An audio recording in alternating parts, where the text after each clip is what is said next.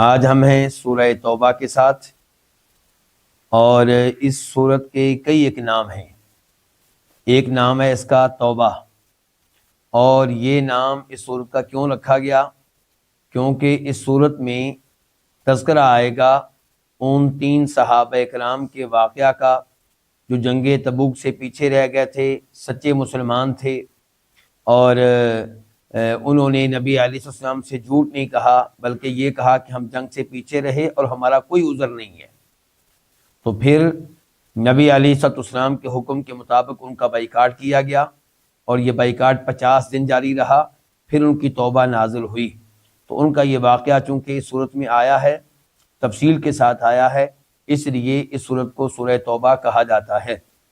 اس کو سورہ براء بھی کہا جاتا ہے، ان کے براءت، کیونکہ اس کا پہلا لفظ ہی کیا ہے؟ براءتن۔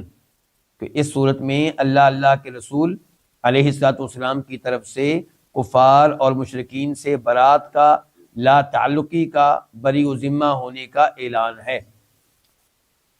اس کو سورہ فاضحہ بھی کہا جاتا ہے، رسوا کر دینے والی صورت، کیونکہ اس نے منافقین کو رسوا کر کے رکھ دیا، ان کے عیوب بیان کیے، ان کی مذمت بیان کی، ان کے عیب اور ان کی بری عادات کھول کے ظاہر کر دی۔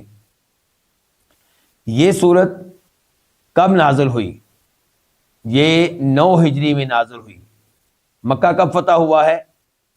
مکہ فتح ہوا ہے ہجرت کے 8ویں سال 8، اور یہ صورت نازل ہوئی ہے ہجرت کے 9ویں سال 9، اور نبی علیہ السلام فوت ہوئے ہیں 11ویں سال 11، اور 10ویں سال آپ نے حج کیا ہے۔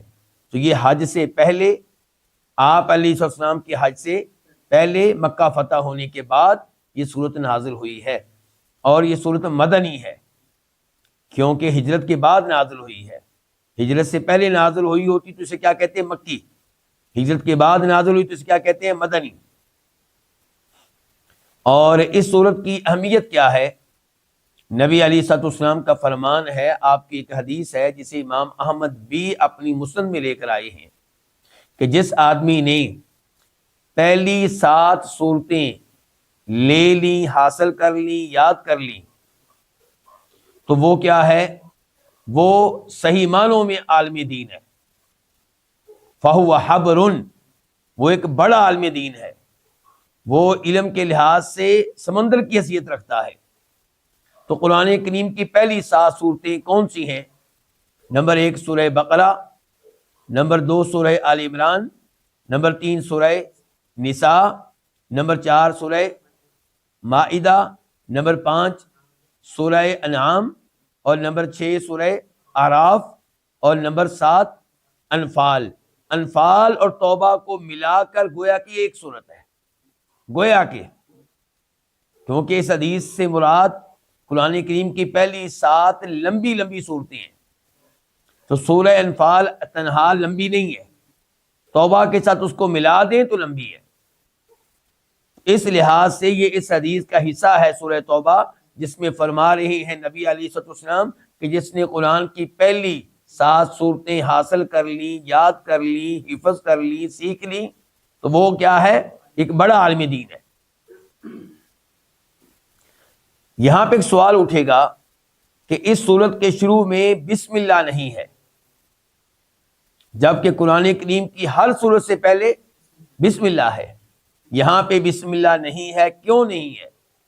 علماء کرام نے اس کے کئی ایک اسباب بیان کیے ہیں، کئی ایک وجوہات بیان کی ہیں، جس کے ذہن میں جو سبب مناسب ہوا اس نے اس کا تذکرہ کر دیا۔